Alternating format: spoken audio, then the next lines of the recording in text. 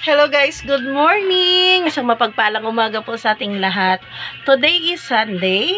So welcome na naman po sa ating everyday vlog. Kahit naman po, pagpasensyahan nyo na.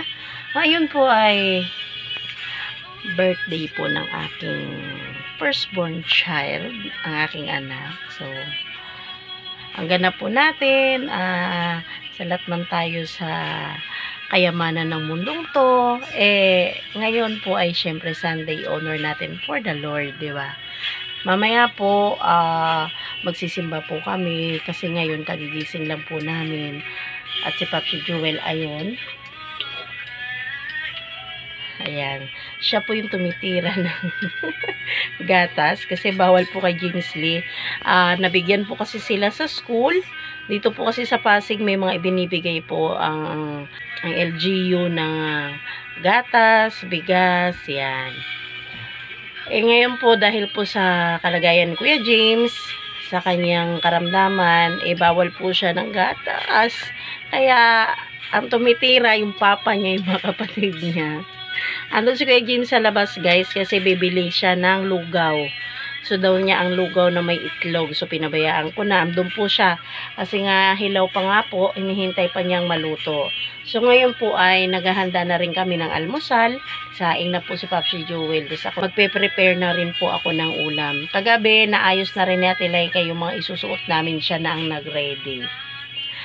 Kaya kung ang iba dyan sasabihin, ako pakets, anong pakialam namin? Lang, sinishare lang po namin. So guys, mamaya ulit.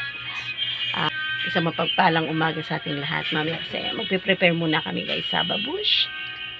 At ngayon po sa Tilayka ang magluluto ng aming pangmalakasang ulam, ang walang katapusang fried egg. Si Papi Jewel po ay nagbabalat ng nilagang itlog kasi yun po ang kahalo dito sa lugaw ni Kuya James. Nakabili na nga po pala siya na luto na. So ayan, tinitira niya na. At pinakita pa po ni Papi Jewel yung nabalatan niya ng itlog. Pinagalitan ko pa po si Kuya James yan at bakit nasa kwarto siya kumakain. Sa bagay nga naman, malit lang bahay namin. All in one na dito na ang sala, ito ng kusina, ito ng tulugan. Pak na pak, yan po ang realidad ng buhay. Pero kahit gano'n naman po, marami tayong dapat ipagpasalamat sa Diyos. Unang-una na ang buhay, ang kalakasan, syempre ang healing at protection na nakukuha natin through God.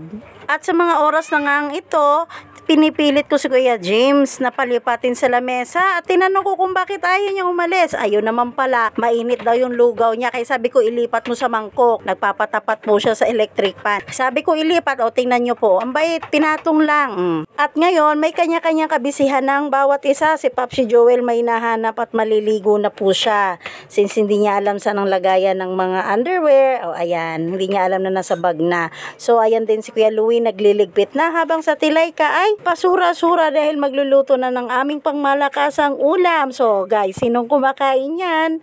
Yan po ang pagkain namin ngayon na kailangan na naming mag-ready dahil time is running na. Kaya nagpakulo na po ng tubig ang mga gustong uminom ng gatas. At since bawal si Kuya James Lee, para po yan kay Ate Laika. At hindi ko malaman sa Tilayka kung gano'n ba talaga siya nagmamadali. Tingnan nyo, 5 itlog po yan pero ang liit lang kung saan niya binasag lahat. Kaya para mabilisan, sabi ko, wag niya nang halu-haluin, pero hinalo pa rin niya kasi baka ang bata po So, kuhaan na lang natin ng teknik pag nilagay na sa kawali. At ngayon, ang panghuling itlog na at ayan na, hinalo ni Ate Laika at ang asin po natin gagamitin ay Himalayan salt. Kulay pink guys, oh. So, the best din ng Himalayan kapag mga naglo-low carb. Yun. Hindi nga lang kami naglo-low carb, pero Himalayan po ang ginagamit kong isda tuloy. Asin po ngayon. Pagpasensya nyo na guys, kasi may nakita kasi akong isda habang bino-voice over ko to, kaya imbis na asin, isda ang nabanggit ko. So, continue po tayo. Ay at pinipirito na ni Ate Laika at maya-maya ay kakain na po sila. So guys, tarat. O, ayan na. Yan yung sinasabi ko guys. Diyan na lang natin haluin kasi maliit nga lang po yung ano ni Ate Laika. Diyan na lang natin pag-scramblein ang ating itlog. So, maya-maya guys, kakain na po tayo at magre-ready na papuntang church. So, for now is babush.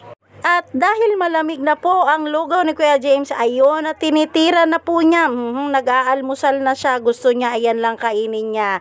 Kaya, ewan ko na lang tumamaya, tanghali pa naman kami uuwi. At si Popsi Joel, di ko malaman kung natalo ba ito o binasted na kayang nililigawan. Dahil nakayuko, pero joke lang po talaga guys. Paantok-antok lang si Popsi kasi maliligo na yan guys. So, may daladalang ang baon sa kanyang kamay. At dahil tapos na po ang itlog sa pagluluto, time naman para sa ating tuyo. At syempre, ang gatas na tilayka ay ready na. Kaya tayo na at mag-almusal. Pero tapos na po talaga ako. Silang dalawa na lang po ang kakain. At dahil nga ay birthday ni Kuya Louie ngayon, kahit salat tayo sa ating financial, kakantahan pa rin natin siya ng Happy Birthday to you, Happy Birthday to you, Happy Birthday, Happy Birthday, Happy Birthday, Kuya Louie. Pagpatuloy mo lang na yung desire ng puso mo na mag-follow sa ating Panginoon. At ganun din sa inyong magkakapatid, kay Ate Laika at Kuya James. At habang kumakain ng dalawa, si Popsi Joel ayaw talaga niya ng may kalat, kaya ayan. Inumpisahan niya na ang mga hugasin. Kaya't para sa iyo, Popsi Joel, maraming salamat. At ngayon po, tapos na po ang preaching ng aming pastor. At ito, nakaupo ako dito sa labas dahil hinihintay ko si Ate Laika. At dahil nahuli nga siya. Guys, hindi ko na po napakita sa inyo kanina kasi nagmamadali na kaming pumunta sa church. Kasi di ba naikwento ko sa inyo na update ko na lang kayo. So ngayon, pauwi na po kami. Galing po kami ng church, kaya lang nahuli kami ni Ate Laika kasi nauna na kanina si Kuya Louie dahil medyo masama pakiramdam niya. Sumunod yung papa niya, si Kuya James, tita niya, tsaka yung hipag ko. Ngayon kami na lang. Ala ko kasi may pera, may shopping kami kasi punta sana kami dito, oh. Punta kami sa Kenny Roger. Kaya lang, nandito lang kami sa labas. Hanggang tingin na lang kami. Pauwi na kami guys. Medyo gutom na. Medyo, tas gutom na. Pagkain na nasa isip ko, nagugutom na ako. Pagwawan na ata. So, sa bahay na lang tayo ulit guys, magkita-kits. At charan, nakauwi na po tayo. Time check po ngayon ay 6 PM na po ng gabi. At guys, ito yung sinasabi ko na kapag ipinaglalaban natin ang Lord, lalong-lalo na po ang oras sa para sa Kanya, ay syempre hindi po maaaring mangyari na hindi rin tayo ipaglaban ng Panginoon. Gaya ng sabi ko guys, kapusman kami sa kayamanan dito sa mundo, lalong-lalo na pagdating sa pinansyal, ay ang Lord hindi nagpapabaya. Alam nyo po guys, marami po talaga tayong dapat na ipagpasalamat at maraming bagay tayong mayaman, di ba? Kailangan lang po nating ma-appreciate ang mga bagay-bagay at matutong makontento at magpasalamat. Ang kapitbahay ko kanina guys, alam nyo po ba, napaka-bless po namin. Nabubulil tuloy ako kasi guys, pag uwi ko habang natutulog kami galing sa church, ayan, naghatid po siya ng dilis. Kaya ayan ang asawa ko guys, hindi niya na maipinta ang kanyang kasiyahan. Di ba?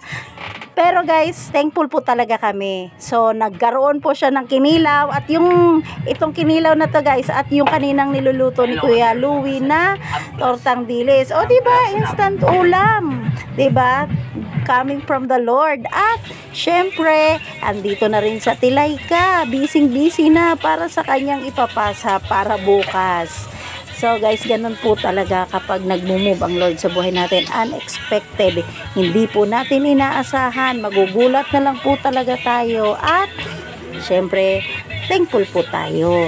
So guys, hanggang dito na lang ang ating vlog. At maraming pong salamat. Ito ay opening. Hello October 1. God bless everyone.